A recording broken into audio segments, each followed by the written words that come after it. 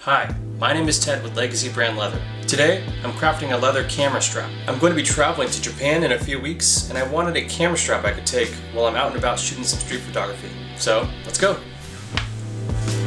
Here I'm using some buck brown harness leather from Wickett and Craig that's approximately 6 to 7 ounces thick that I'm cutting to 1.5 inches wide. And then I'm trimming the edge here to make sure that it's flush. Right here I'm marking the measurement around my wrist so I know approximately how long I want to make the strap, and trimming the other edge once I've done so. And now I'm using a strap cutter to cut the 1/2 inch wide strap that goes around the wrist cuff section and attaches to the camera. Ended up tapering each side here 3/8 inch in and 2 inches up for a nice taper and also comfortable fit around my wrist that also looks nice.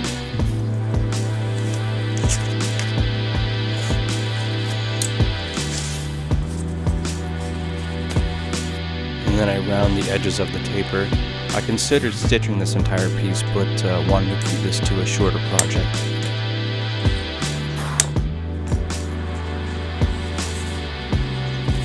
And then at 2 inches in, where the taper starts, I'm using some oblong punches to put some holes where the main supporting strap is going to go through.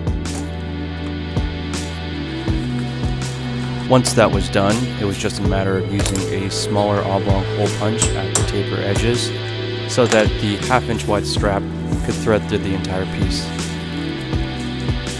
And then went on to bevel both the top and bottom layer with a craft tool 0 grade edge beveler that I would then burnish both the main strap and the supporting strap for a more comfortable and professional looking edge.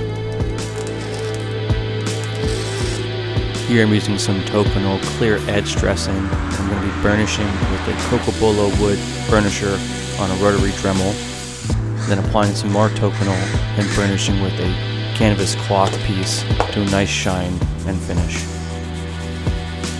I do this to all the pieces so that it has a continuous looking edge.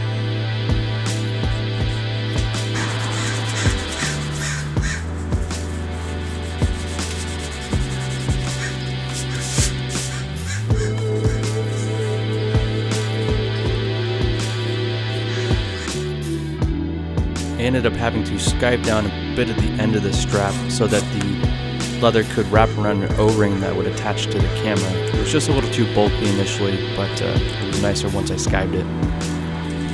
I then put all the pieces together to see how it would fit around my wrist and made some last adjustments. I ended up having to cut about 1/2 inch off the overall length for what I wanted.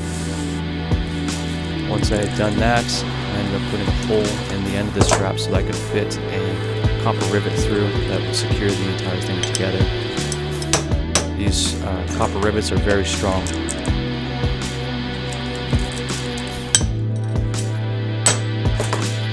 Here I am just finishing off the rivet so it has a nice flush look and feel. And that's it.